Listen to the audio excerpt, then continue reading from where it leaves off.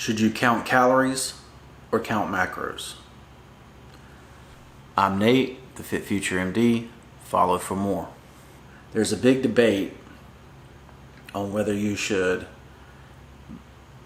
just stay under a certain calorie or whether you should actually care about the type of calories that you're eating, in the fitness industry, because people with naturally high metabolisms,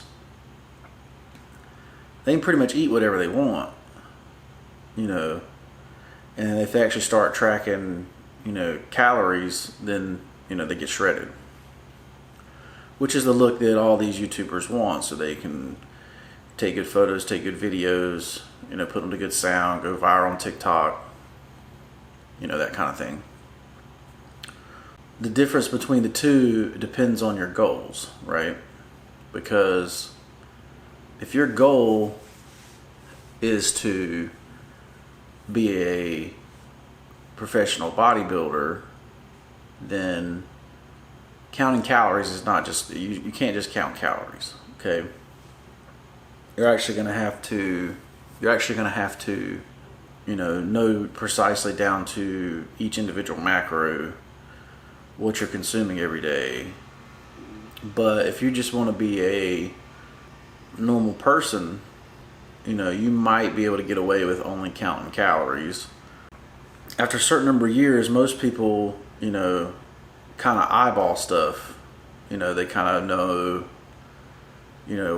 3 ounces of meat looks about like this. So if I double this, then that's 6 ounces or that's 9 ounces. Bodybuilders eat 12 ounces, and fitness influencers might eat 3. Or, a regular person might eat 3. But so 3 ounces is, 3 ounces of grilled chicken is 26 grams of protein. So you double that, get 52. You do that 4 times a day, it's 200. 8. Is it better to count calories or count macros? Honestly, to me, it's better to do neither one, right? It would be better for your body to instinctively tell you when it's hungry, and you be able to have a pre-prepared meal that you consume and you eat,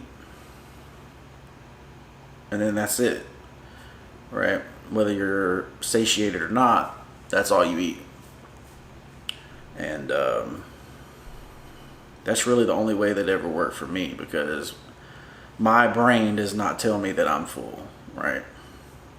I could be burping up food and my brain would still tell me I'm hungry. Whether that's some sort of liver defect or, delay in the, hormone responses, from your stomach to your brain, I don't know. But for me, that's very delayed. So I have to have something that, like, this is all I'm going to eat. Even though I'm still hungry, this is it, right? So to me, it's better that way. Like, and does that mean I know exactly what's in there? Maybe not.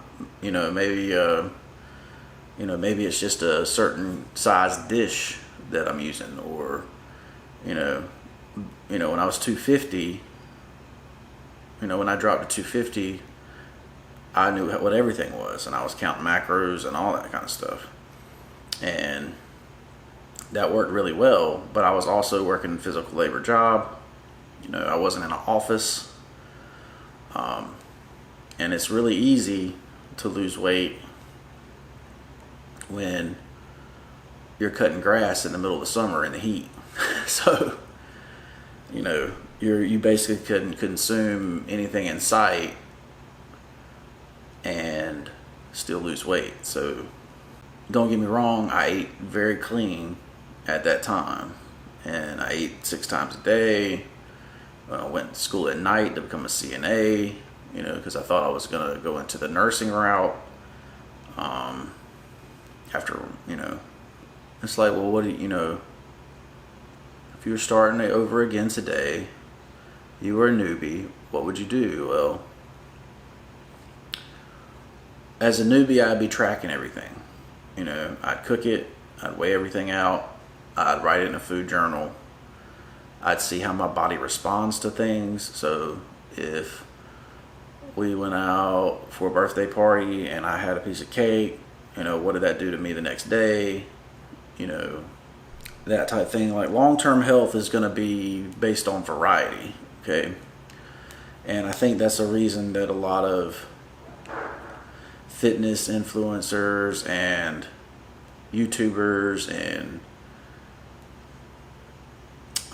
professional bodybuilders, while they're all unhealthy, a lot of them die early, is because they don't have that variety. They, you know, eat the same foods all the time, but, you know, we are made to, you know, basically take up all the nutrients from the environment that we're in and then move on. So certain things are readily available in nature and certain things aren't. And that being said, like, blueberries aren't readily available all year long, so you shouldn't be eating blueberries all year long, right? Strawberries are not available all year long, you shouldn't be eating them all year long, right?